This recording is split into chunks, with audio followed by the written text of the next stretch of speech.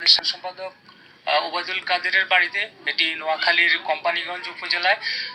এখানে গতকাল বাংলাদেশের যে প্রধানমন্ত্রী পদত্যাগের পরপরই আসলে এই বাড়িগুলোতে, এই ওবায়দুল কাদেরের বাড়িতে কিছু লোকজন এখানে হামলা করে এবং এখানে বাড়ির ঢোকার পথে প্রথমে যে পাঠাগার এবং বিভিন্ন যে ঘরগুলো আছে সেগুলোতে আসলে ভাঙচুর করে এবং এখানে আসলে এর পরপরই আসলে পুরো বাড়িতে এবং কয়েকটি ঘরে অগ্নিসংযোগের ঘটনা ঘটে এবং এখানে যে কয়েকটি আমরা দেখতে পাচ্ছি যে কয়েকটি গাড়িতে এবং বাড়ির যে এই দেয়াল বা গ্রিলগুলো আছে সেগুলো খুলে নিয়ে যায় এবং আসলে বাড়ির ভিতরে কোনো আসবাবপত্র আসলে অবশিষ্ট নেই।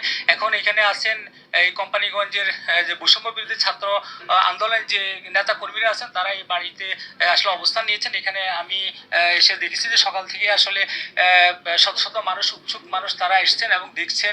আর এখানে এখন এখানে আছেন যে এই বাড়িটি তারা বলা যায় যে পাহারা দিচ্ছেন, যেন কোনো উৎসুক জনতা কোনো ধরনের লুটপাট বা লুটতরাজের যেন কোনো ঘটনা না ঘটে।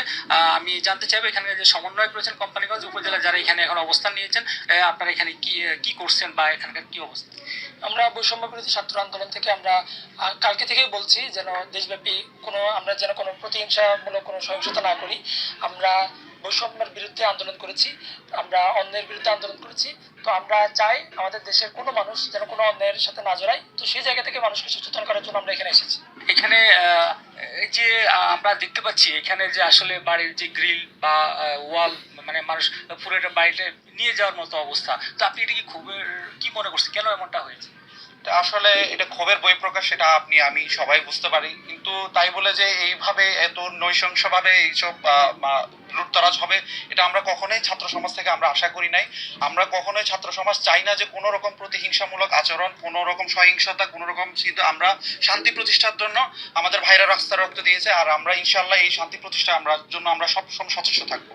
আমরা গতকালকে বিকাল থেকে মেনলি এই ঘটনাগুলো ঘটা শুরু হয়েছে, কিন্তু গতকাল বিকালে আসলে বের হওয়ার কোনো পরিস্থিতি ছিল না। তারপরেও আমরা বের হয়েছি, যতটুকু সম্ভব চেষ্টা করছি। আজকে 12:30টায় আসার পর দেখলাম যে প্রত্যেকটা ইট পর্যন্ত খুলে নিয়ে যাওয়ার অবস্থা। তো আমরা আমাদের সবাইকে এই বার্তাটা দিছি যে মনে করেন হিন্দু মুসলিম আমরা যা আছি, আমাদের এলাকাবাসী সবাই যেন সেফটিটা হচ্ছে আমাদের মেইন বিষয়। আর আমরা আন্দোলনটা করেছি দুর্নীতি, চুরি, রাহাজানি, ডাকাতি, মানুষের জোরপূর্বক মুখ বন্ধ করে দেওয়া, স্বাধীনভাবে কথা বলা অধিকার না দেয়া, এগুলোর বিরুদ্ধে আমাদের আন্দোলন ছিল। কিন্তু আন্দোলনের পরবর্তীতে যদি আমাদের এইসবই দেখতে হয়, তাহলে আন্দোলনটা কি আমরা এই জন্য করেছি?